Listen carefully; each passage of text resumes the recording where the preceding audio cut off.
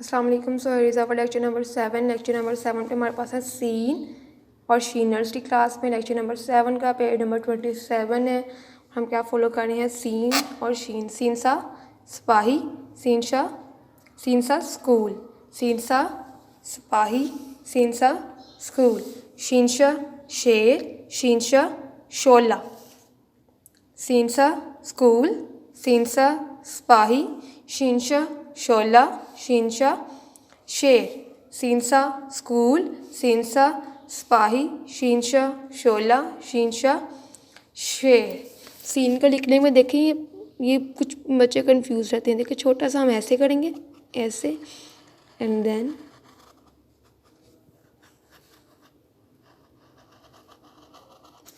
Scene. और शीन के ऊपर सीन खाली होती है और शीन के ऊपर क्या होते हैं, 3 नुक्ते।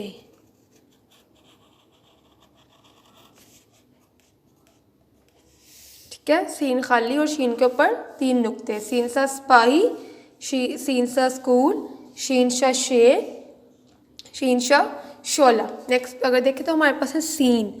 सीन के उन्होंने आपको दी हुई है ट्रेसिंग और सेल्फ राइटिंग। शीन की भी ट्रेसिंग और सेल्फ राइटिंग।